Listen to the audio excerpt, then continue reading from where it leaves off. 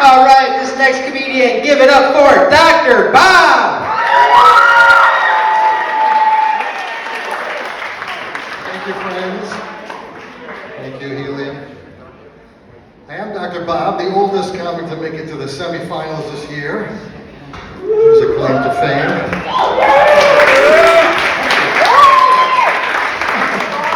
It's a short hop to cry for help, I think, but that's the way that is. I turned 70 last September. Now when people...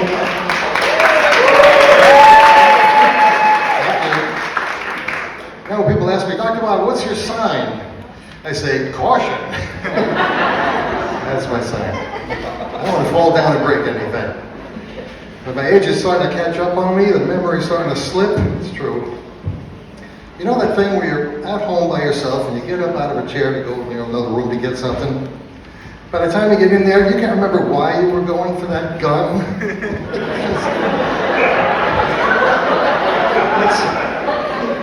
It's happened to me a lot more lately. I worked for 40 years in the counseling field, and then I just walked away from that job. I didn't quit, just had this tendency to start wandering off.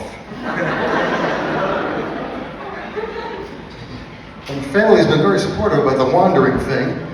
They just opened up a GoFundMe account, which is very helpful for my bank account. I appreciate that. But I can deal with the wandering, I can deal with the memory stuff. What really scares me is if I end up developing some kind of language processing thing, you know, as a performer having aphasia where everything comes out backwards. Can you imagine me coming out and going, hey, Helium tonight, how's every doing body?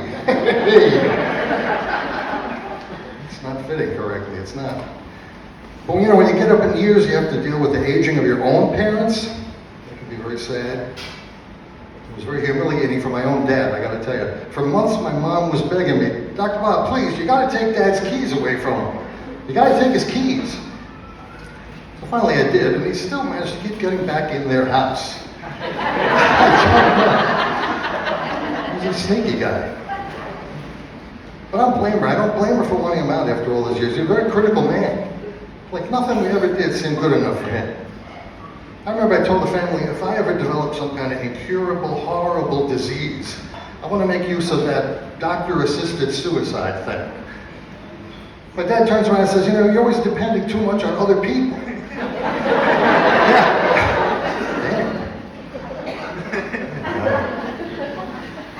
Oh boy. But you know, I grew up in the 60s, do the math, and that was a time of change, it was a time of civil rights, people giving up their slave names. I don't know if you remember, boxer Cassius Clay became Muhammad Ali, activist Malcolm Little became Malcolm X. And my dad was of the Jewish faith. He decided to take our family out of the shadow of ancient Egyptian slavery under the Pharaoh. So he went down to court, filed the papers, he got rid of our original last name, Pyramid Stoneholder. It was definitely a burden. You know, that joke is a little risky in case there's any like radical Israeli Jews in the crowd. I don't want them to take any revenge on me. I go home later and there's two bulldozers in a settlement where my house used to be.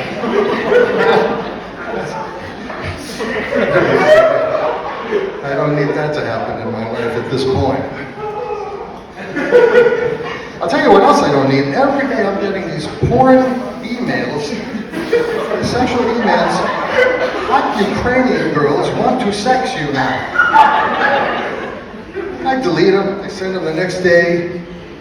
Then I realize that these women are in a war zone. What the hell? You know, that's so crazy.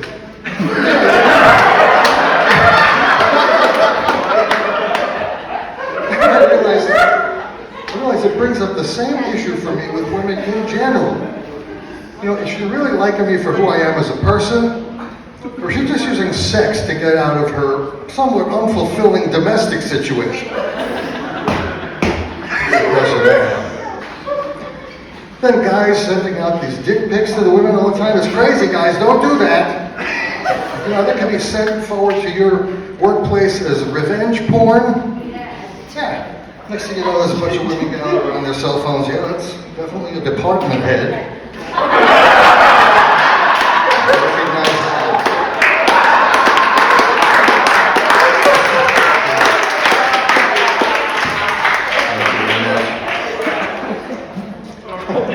But you know, the regular porn industry, the original industry, is going out of business because of all the free porn that's available, so readily available. I hear they're trying the latest marketing trick to lure guys back to them who are into these violent video games. So they're trying to combine the genres together. They're coming out with these porn video titles like Grand Theft Auto Erotica, Call of Booty. Take your choice. But I tell you, if my dad was hearing me say this kind of stuff on stage, he would go crazy. He would drive me absolutely crazy. You know, because he was very old school about sex. I remember one time when I was a kid, he walked in on me when I was pleasuring myself. He flipped out. I'm like, don't be doing that. Wait a minute, you shouldn't be doing this. He went into his room and he brought out a stack of fishing magazines, Field and Stream. He said, look at these. Whenever you get the urge, it'll distract you. So I did that for like a month. I mean, I was naive, I was compliant. I got to talk about the power of association. To this day, whenever I get near a Bass Pro Shop, I automatically get a big rod. That's all I can say about that. That's my time. Thank you very much.